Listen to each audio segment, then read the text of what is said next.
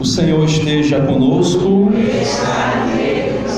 Proclamação do Evangelho de nosso Senhor Jesus Cristo, segundo São Mateus. Naquele tempo, veio Jesus da Galiléia ao Jordão, até João, a fim de ser batizado por ele. Mas João tentava dissuadi-lo, dizendo: eu é que tenho necessidade de ser batizado por ti, e tu vens a mim? Jesus, porém, respondeu-lhe: deixa estar por enquanto, pois assim nos convém cumprir toda a justiça. E João consentiu.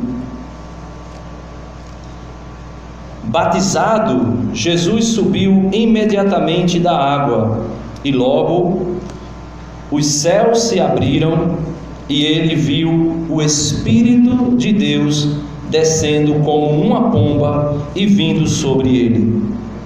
Ao mesmo tempo, uma voz vinda dos céus dizia: este é o meu Filho amado, em quem me comprazo. Palavra da salvação.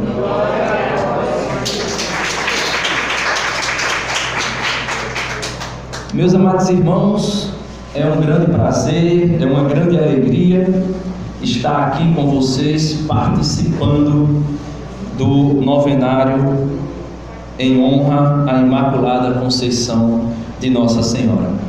Eu acredito que em todo dia da novena vocês estão, hoje é o terceiro dia, quinto dia. Eu acredito que vocês nesses 5 dias de festa têm escutado a palavra bula, aonde foi decretado o dogma, da Imaculada Conceição de Maria. O que é uma bula? Uma bula é um documento que o Papa escreve com a sua autoridade e o seu magistério infalível para dizer para toda a igreja uma verdade de fé. Então esse documento foi escrito e o documento é a bula Ineffabilis Deus, Então nesse documento é decretado a Imaculada Conceição de Nossa Senhora. Então é verdade de fé. Foi pedido para falar sobre o dogma da Santíssima Trindade, por isso propositalmente eu fiz a proclamação do Evangelho do batismo de Jesus. E daqui a pouco nós vamos compreender porque eu usei exatamente esse Evangelho. O tema de hoje, como foi dito, o dogma da Santíssima Trindade. O que é um dogma? O que é um dogma? Para a Igreja Católica, a palavra dogma tem um significado diferenciado do que outras religiões apresentam, ou de outras agremiações apresentam a respeito dessa palavra. Para a Igreja Católica, dogma é uma verdade, não é mentira, é uma verdade absoluta. Ou seja, o que é uma verdade absoluta? Não falta nada e nem sobra nada. É absoluta. Definitiva. O que é definitivo?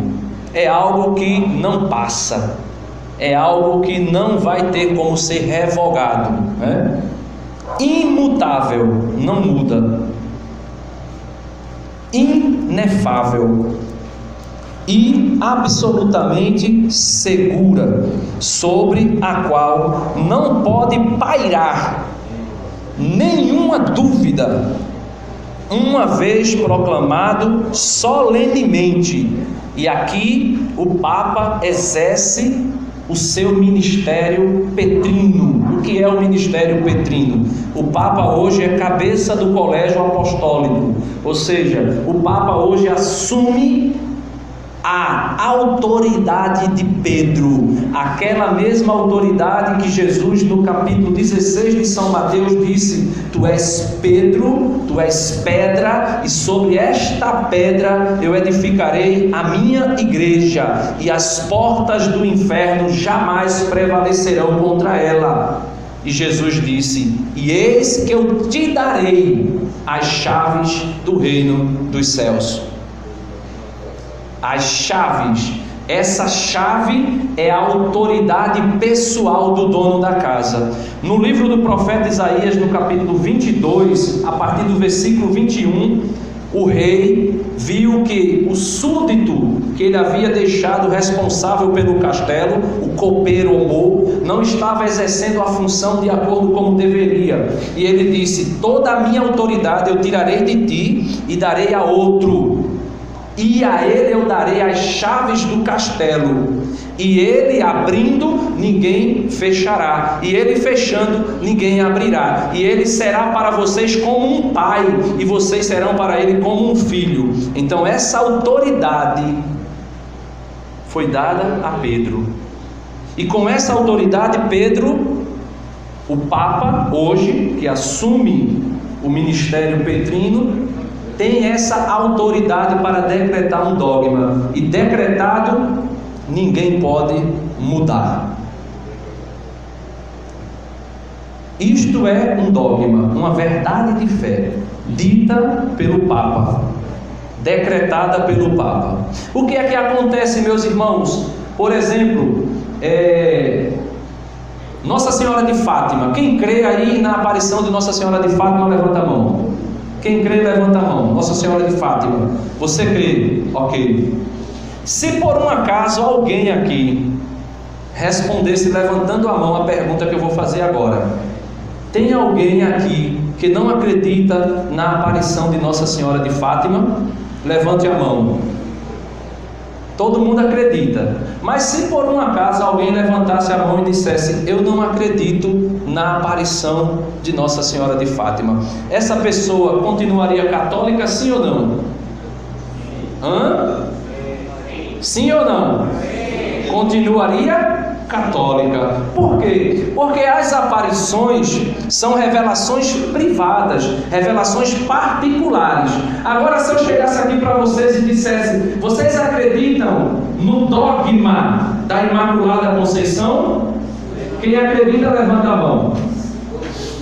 Se eu perguntasse: vocês, tem alguém aqui que não acredita no dogma da Imaculada Conceição, e de repente alguém levantasse a mão, essa pessoa era católica ou não? Não. Por quê? Porque a aparição de Fátima, a aparição de Lourdes, a aparição de Medjugorje, a aparição de Anguera, essas aparições são revelações privadas. A igreja reconhece como verdadeira, mas eu, como católico, não sou obrigado de crer. E se eu não acreditar, por exemplo, na aparição de Fátima, eu continuo sendo católico sem ter perdido nada na minha fé. Agora, por exemplo, se eu não acreditar no dogma, verdade absoluta de fé, dogma da Imaculada Conceição, eu deixei de ser católico. Se eu não acreditar no dogma da maternidade divina de Nossa Senhora, eu deixei de ser católico. Se eu não acreditar na Assunção de Nossa Senhora, eu deixei de ser católico. Se eu não acreditar na virgindade perpétua de Maria, eu deixei de ser católico. É simples, porém é um pouco duro, mas é necessário nós compreendermos. Isto é dogma. Aí, por que eu estou dizendo isso? Porque hoje nós estamos falando sobre o dogma da Trindade. Estamos falando que Deus é 3 pessoas e um só Deus. 3 pessoas e um só Deus, né? Isso é o dogma da Trindade. Aí a gente vai ver um pouquinho sobre isso. A irmãzinha disse que eu tinha 30 minutos. Eu estou achando que eu sou aquele rapaz que faz o filme Missão Impossível. Por quê? Porque eu recebi 30 minutos para falar no nicho sobre a escolha de Maria entre milhares, desde a origem do projeto salvífico até o momento em que Maria se tornou mãe de Jesus e também na sua assunção. Aí eu disse 30 minutos para isso. Aí de repente alguém me convida para ir para Beira Rio. Em Beira Rio alguém diz assim: você vai falar sobre as 7 alegrias de Maria. Eu digo, meu Deus, em 30 minutos? Você fazer um passeio nos 4 evangelhos em 30 minutos? É missão impossível. E aqui alguém diz: você vai falar sobre o dogma da Santíssima Trindade. Quantos minutos? 30. Aí eu digo, meu Deus. Por quê? A gente acabou de ouvir, é um mistério tão grande, tão profundo, que a gente não consegue desfrutar com a mente. Só que existem algumas coisas para explicar a doutrina da Trindade, para explicar o dogma da Trindade, mas para explicar a Trindade é impossível. Santo Agostinho dizia, por meio daquela visão que ele teve, o anjo dizendo: é mais fácil eu botar todo o mar nesse buraquinho do que você entender o que você está querendo entender. Então o que eu vou dizer aqui para você é só para lhe ajudar a ter um pouquinho de esclarecimento na nossa fé. Agora não tente entender, senão você fica maluco. É preciso você apenas adorar, certo? Então, a Santíssima Trindade, eu vou ler aqui alguns parágrafos, tentar bem rapidamente do Catecismo, para que nós possamos compreender um pouquinho o que é a Santíssima Trindade. O número 252 do Catecismo diz assim: a Igreja, e aqui é a Igreja Católica, viu? Porque tem um bocado de igreja por aí, um bocado de igreja, entre aspas, que crê, que fala em Jesus, mas muitas delas nem acreditam no Jesus que a gente acredita. Então eu vou dizer logo uma coisa aqui para vocês, porque eu tenho visto um espírito protestante entrando dentro da igreja católica. Que espírito é esse? Placa de igreja não salva. Aqui salva sim. Se você não for católico, você não pode entrar no céu. Sem a igreja não há salvação. O mundo se escandalizou quando Bento XVI usou um parágrafo do catecismo para dizer assim: fora da igreja católica não há salvação. Aí se escandalizaram. Se escandalizaram. Fora da igreja católica não há salvação. Se você chegar no céu e encontrar um irmãozinho separado que viveu o tempo todo na igreja protestante, se ele entrou no céu, é porque, vou dizer, a igreja diz, porque ele passou pelo sacramento, o 8º sacramento. Qual é o 8º sacramento? A ignorância invencível, ou seja, não teve conhecimento de que a igreja católica é a igreja de Cristo. Aí, por ausência de não conhecer a verdade sobre a igreja, ele pode ser salvo. Por quê? Porque foi batizado em nome do Pai, do Filho e do Espírito Santo, porque acredita que Jesus é Salvador. Mas essas igrejas, muitas delas, não pregam a Trindade, e a gente vai ver. Para entender a Santíssima Trindade, a gente precisa entender uma palavra. A igreja utiliza o termo substância, traduzido também às vezes por essência ou natureza. Substância, que é traduzido por essência ou natureza, para designar o ser divino em sua unidade, o tempo, pessoa ou hipóstase, para designar o Pai, o Filho e o Espírito Santo em sua distinção real entre si, e o termo relação para designar o fato de a distinção entre eles residir na referência de uns com os outros. Denis, o que é isso? Agora deu um nó na minha cabeça. Eu tenho um canal no YouTube, que eu não estou fazendo propaganda, mas porque eu lembrei do vídeo.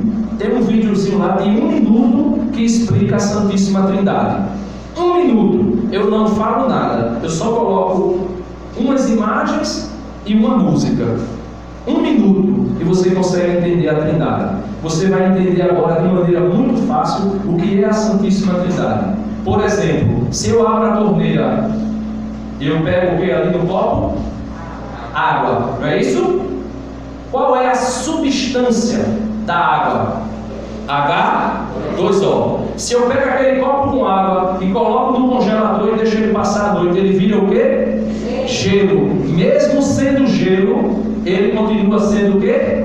Água, porque a substância é H2O. Se eu pego aquele gelo, deixo ele descongelar, levo ele ao fogo, boto ele sendo aquecido acima de 100 graus, a água começa a evaporar. Aquele vapor é o quê? Água. Continua sendo água. Então nós temos a água líquida, H2O, é água. A substância é água. O gelo, a aparência não é de água, é sólido, mas a substância é água.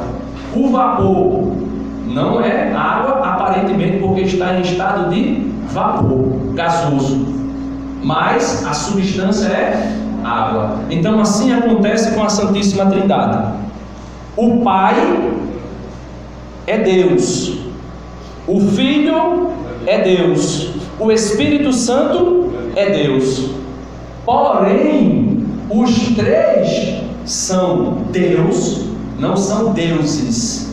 Não é três deuses, é um Deus. O Pai, o Filho e o Espírito Santo é Deus. Porém, o Pai, como pessoa, não é o Filho. O Filho, como pessoa, não é o Pai. O Espírito Santo, como pessoa, não é nem o Pai e nem o Filho. Como é que eu explico isso? Isso dá nó na nossa cabeça. Dá nó na nossa cabeça. 3 pessoas aqui, bem rapidinho, para me ajudar. 3 pessoas aqui. Quem pode vir aqui bem rápido? Vem. Mais um aqui, bem rapidinho.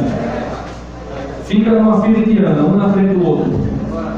Mais uma pessoa aqui, rapidinho, bem clarinho, rapidinho, pronto. 3 pessoas para me ajudar.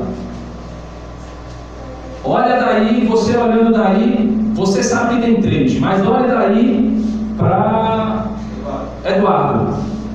Você olhando aí, você vê de frente, você vê somente quem? Eduardo, não é isso? Não é Eduardo? Aí, ó, Eduardo é Deus. Aí eu puxo Eduardo para cá, Eduardo é o Pai. Aí aqui tem o irmão, eu jogo ele para lá, ele é o Filho. Aqui tem Clara, eu puxo ela para cá, ela é o Espírito. Na primeira visão, um só Deus, como substância, como natureza, como deidade, Deus. Aí vem as pessoas, o Pai é Deus, o Filho é Deus, o Espírito Santo é Deus. Aí eu pergunto a você, o Pai é o Filho? Não. O Filho é o Pai? Não. O Espírito é o Pai e o Filho? Não. O Espírito é distinto. Então são 3 pessoas como a água, em 3 estados distintos, mas uma só substância, uma só natureza. Agora, porém, existe essa unidade da divindade. O Pai está por inteiro, sem faltar nada, no Filho. O Filho está todinho no Pai, sem faltar nada. Da mesma forma, o Pai está no Espírito por inteiro, sem faltar nada. E o Filho também está no Espírito, sem faltar nada. E o Espírito está em ambos, sem faltar nada. Isso é a Santíssima Trindade. Muito obrigado. Vejam só, gente. Aí o que é que acontece? Quem é o Criador? Deus. O Pai. Né? O Pai não é o Criador?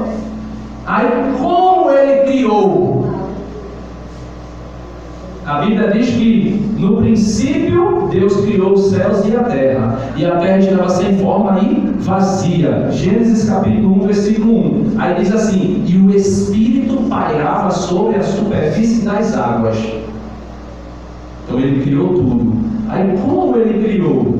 Aí diz assim: e Deus disse, haja luz. E Deus disse, haja. Ou seja, Deus criou pela sua palavra. E quem é a palavra? João capítulo 1, versículo 14. Quando a gente reza o texto, a gente diz: eis que o verbo se fez carne e habitou entre nós. Então, Jesus, que é o verbo, a palavra, estava lá na criação. O Pai falava, Jesus, que é o verbo, que é a palavra, criava. Então, o Pai criava por meio da sua palavra, e o Espírito Santo pairava sobre a superfície das águas, ou seja, o Espírito Santo ordenava todas as coisas. Aí, quando Deus foi fazer o homem, o que foi que ele disse? Façamos o homem a nossa imagem e a nossa semelhança. Quando ele disse façamos, ele não estava falando com ninguém, a não ser essa comunidade de amor, Pai, Filho e Espírito Santo. Tem um livro que é o amor da sabedoria divina, de São Luís Maria Grion de Montfort. Ele fala sobre o mistério da Trindade na criação, usando os livros sapienciais, né? Os Salmos, Eclesiastes, Sabedoria, Eclesiástico, Provérbios, explicando. Então, isso é a Santíssima Trindade. 3 pessoas diferentes, porém, todas as 3 são divinas. Não formam 3 deuses. A matemática da gente é uma, a matemática de Deus é outra. O Pai, veja, o Pai, 1. O Filho, o Pai mais 1 é igual a 2 ou 1? 1 mais o Espírito, 1. Se a gente fosse na nossa matemática, a gente ia dizer 1 mais 1 mais 1 é igual a 3. Só que aqui eu estou falando sobre substância, natureza. O Pai é Deus, o Filho é Deus, o Espírito é Deus e é um só Deus. Um só Deus, né? Um só Deus. Foi pedido para dizer aonde foi definido esse dogma. Então eu vou ler aqui 2 parágrafos bem rapidinho. Eu acho que eu já estou com mais de 30 minutos. 23 minutos. 15 minutos, né? O parágrafo 241 do Catecismo diz assim: é por isso que os apóstolos confessam Jesus como o Verbo, aquilo que eu estava dizendo, a palavra, que no início estava junto de Deus e que é Deus. João 1, versículo 1. Como a imagem do Deus invisível, Jesus é a imagem do Deus invisível. Por isso Jesus disse: ninguém viu o Pai, mas o Filho vos dá a conhecer o Pai. Papa Francisco, no começo do seu magistério petrino, escreveu a bula para decretar o ano da misericórdia, e ele disse que Jesus era o rosto da misericórdia do Pai. Jesus disse a Filipe: Filipe, eu vou para junto do Pai. Filipe disse: como, Senhor? Mostra-nos o caminho. Jesus disse: eu sou o caminho, a verdade e a vida. Ele disse: mas então, se é assim, mostra-nos o Pai. E Jesus disse: como assim, Filipe? Há tanto tempo que eu estou contigo e tu me pede, mostra-me o Pai. Aí ele diz: quem me vê, vê o Pai, porque eu e o Pai somos um.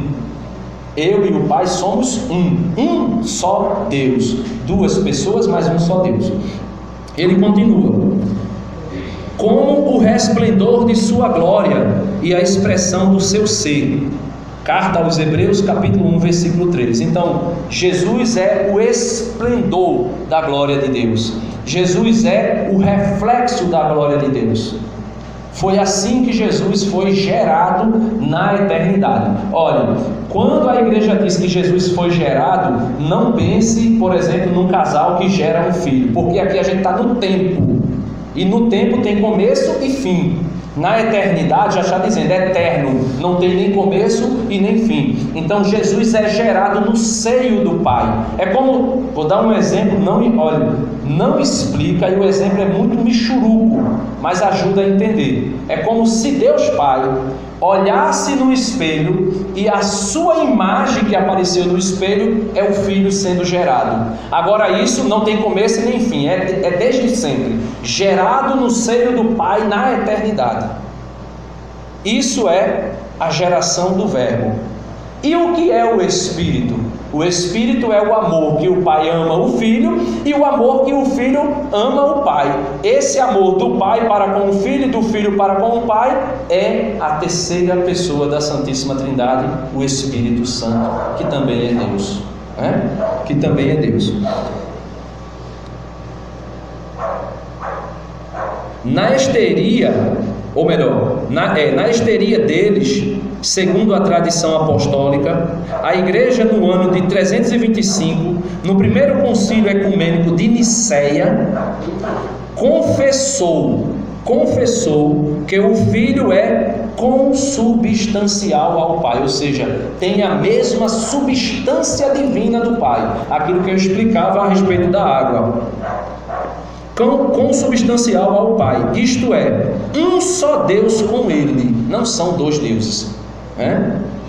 O segundo concílio ecumênico, reunido em Constantinopla em 381, conservou esta expressão em sua formulação do credo de Nicéia e confessou: o Filho único de Deus, gerado do Pai antes de todos os séculos, luz de Deus, Deus verdadeiro de Deus verdadeiro, gerado não criado, consubstancial ao Pai.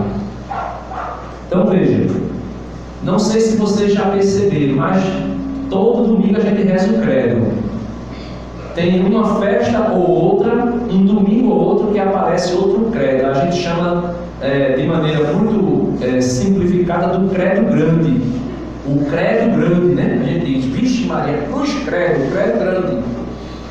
Esse credo grande é o que foi definido nesses dois concílios, o concílio de Nicéia e o concílio de Constantinopla. É por isso que aquele credo é chamado de credo constantinopolitano. Niceno-constantinopolitano, isso mesmo, vai me ajudando. Niceno-constantinopolitano, ou seja, a união dos dois concílios. O que é um concílio? Aconteceu alguns problemas na igreja a respeito da pessoa de Jesus e da pessoa do Espírito Santo.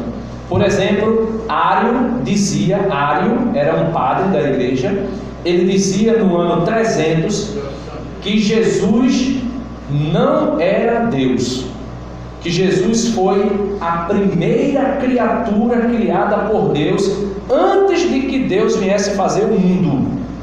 Os testemunhas de Jeová acreditam nisso, que Jesus é a primeira criatura de Jeová, e essa primeira criatura é o arcanjo Miguel. Isso é heresia. O que é heresia? A palavra heresia significa escolher uma parte. Então tem a fé completa, católica, universal, inteira, se escolhe uma parte para crer. Aí isso é heresia. Então, os testemunhas de Jeová acreditam que Jesus não é Deus. Eles dizem que a Trindade é um ensinamento que foi Constantino, no ano 300, que inventou, né?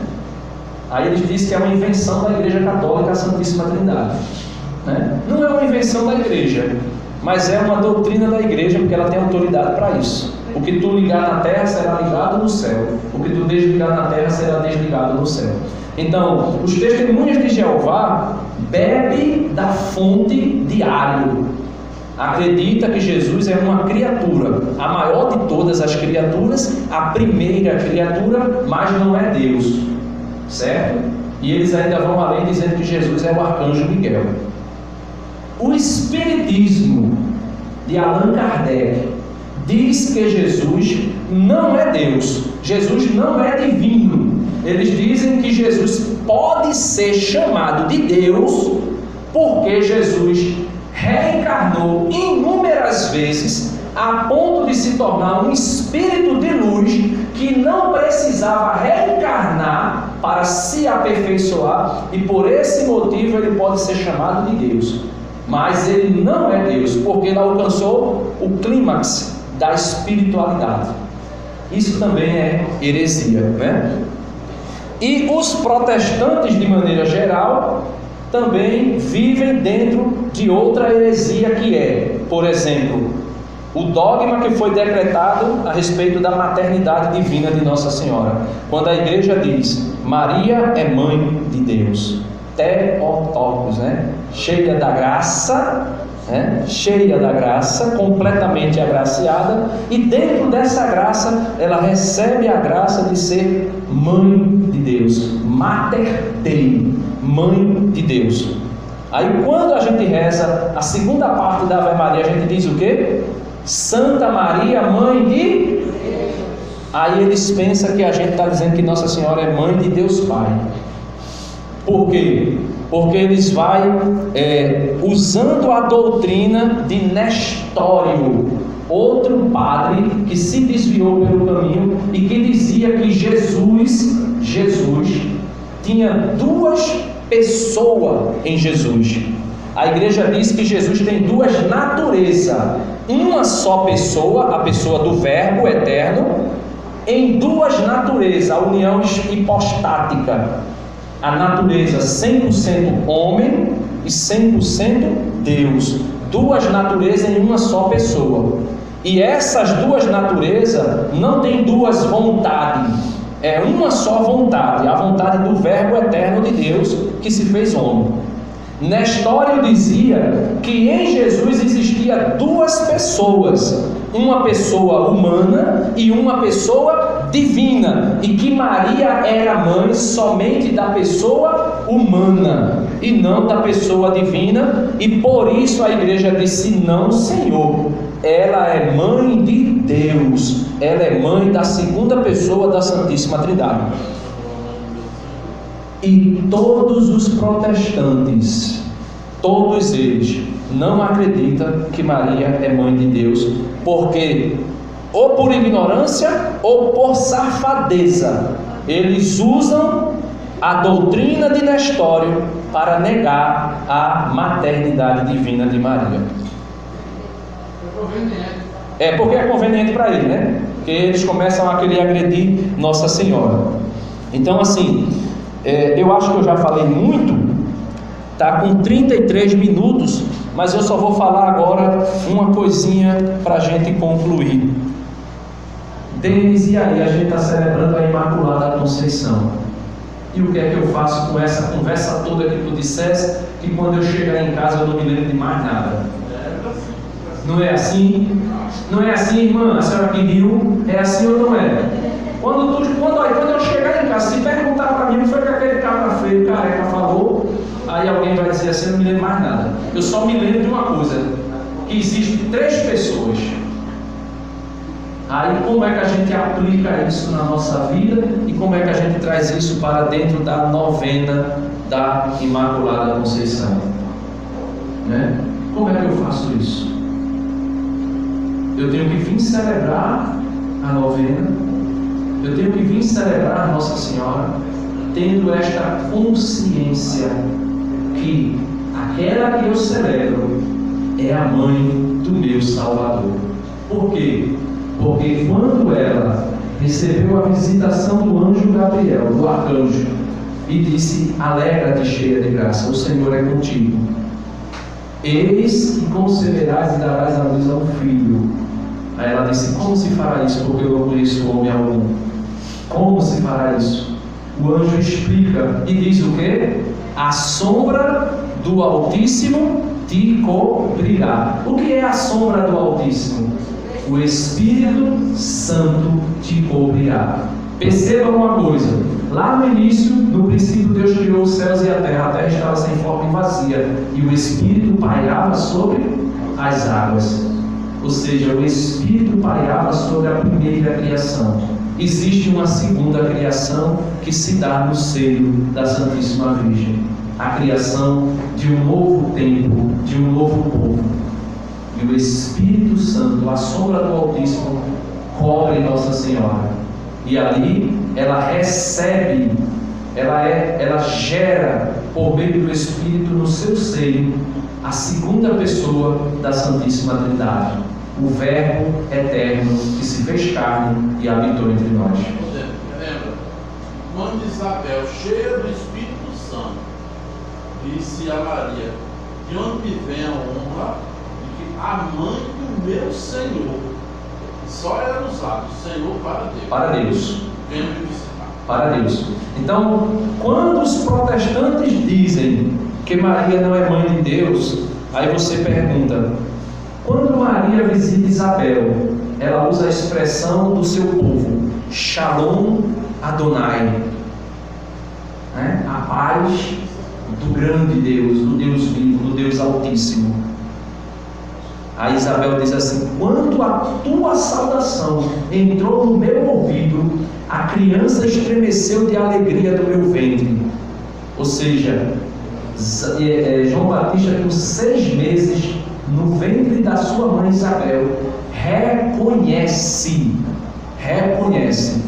Maria como aquela que trazia o Emanuel, e ele se alegrou. E Isabel diz assim, né? A criança se alegrou, e o autor sagrado diz: Isabel ficou cheia. O que é cheio? Um copo. Se tiver faltando 2 dedos, está o quê? Não está cheio. Se encher pela boca, a gente diz assim: fulano vai dar um copo com água ao outro. Se ele encher demais, vixe, que má educação, né? Porque encheu demais. Isabel disse, ou melhor, o evangelista disse que Isabel ficou cheia, a ponto de transbordar do Espírito Santo. E não é mais palavra de Isabel, é palavra do Espírito Santo por meio de Isabel. De onde me vem que a mãe do meu Redentor, do meu Senhor, me venha visitar?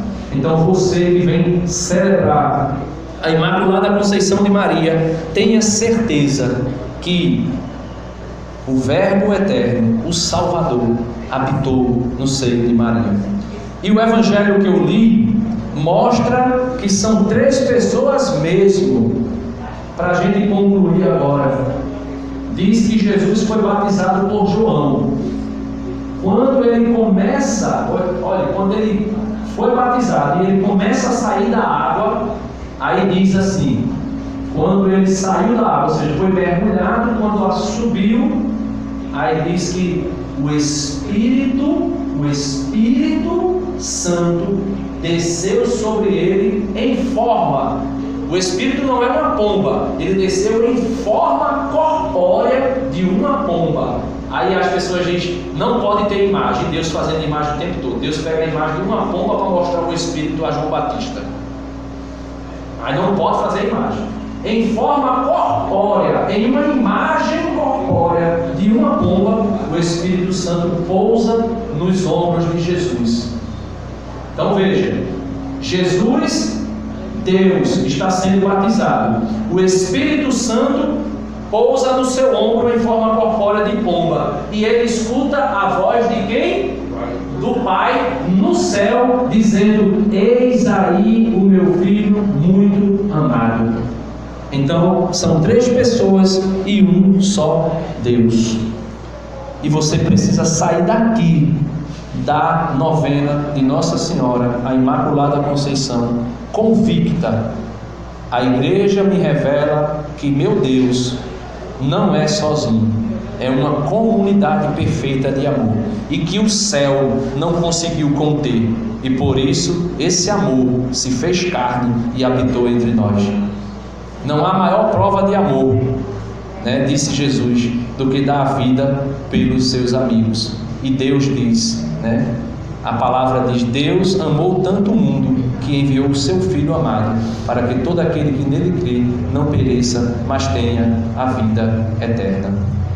Não vou falar mais nada. Para concluir, eu queria que vocês pudessem ouvir, se for possível, pelo menos um pouquinho dessa música de novo da Santíssima Trindade, pelo menos um pouquinho, tá certo? Para vocês poderem compreender na canção o que foi que eu falei, porque a canção penetra mais profundo do que a própria fala, assim, o falar. A canção vai mais além, ela vai no mais profundo da nossa alma.